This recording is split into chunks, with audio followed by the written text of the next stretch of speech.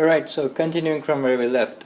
In the diagram, a consumer's budget line shifts from JK to GH. So the quantity for Y has fallen and the quantity for good X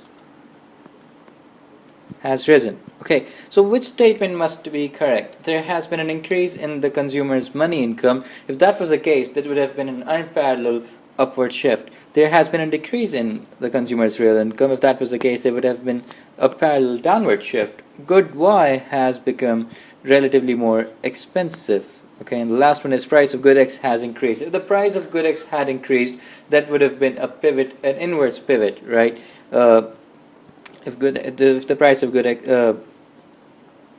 if the price of good Y had increased, this is what the shift would have looked like, right? But since this is not the shift, so the answer to this one should be C. Good Y has become relatively more expensive, which means that the consumer will now shift to purchasing more of good X and less of good Y.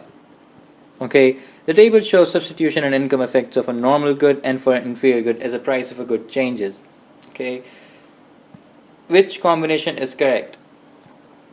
Type of good is inferior, price falls, the substitution effect is negative, and the income effect is positive. When price falls, the substitution effect is always positive, so this one's incorrect. The next one also has a negative substitution effect but this is the case when price rise. Okay, so price rise, the type of inferior good, it's still an inferior good. Prices rise, the substitution effect is negative. The income effect is also negative. Okay, then we have a normal good. There's been a fall in the price. The substitution effect is positive. This one's right. And the income effect is also positive. This one's also right. But let's look at the last one. A normal good, prices fall, substitution effect positive. That's incorrect. So the answer should be C. Because the last time figure for this video, a government imposes a $10 tax on each unit of produced of a product. How will this affect the firm? Okay, so its average cost will rise by less than $10. Its marginal cost will remain unchanged. Its minimum average cost output will be lower. And finally, its minimum average cost output will be unchanged. So the first one, the average cost will rise by $10 because it's per unit. The $10 tax is per unit, so it's whatever the average cost is, you add $10 to it to get the final average cost. Its marginal cost will remain unchanged. This one's also incorrect. The marginal cost will rise as well. Its minimum average cost output will be lower. Now here's the thing.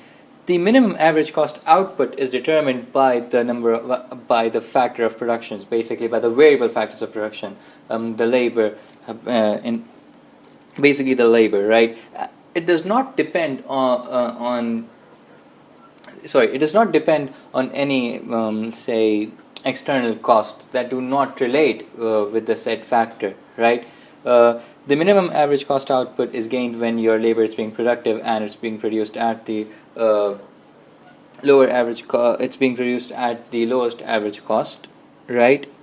So whatever your lowest average cost is previously, you add $10 to it, that would still be the lowest average cost per unit for the product, right? So this one should be D. Let's check this one as well.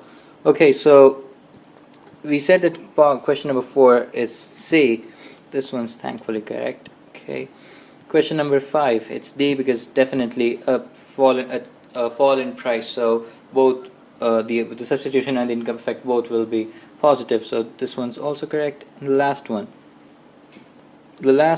6, is also D. Okay, so the same reason that I gave, that your average when you add $10 to your already lowest average cost per unit, that would still be the lowest average cost per unit because you're adding $10 to on each unit. So the output, so the minimum average cost output will remain the same. Okay, so we'll do questions 7 to 9 in the next video now.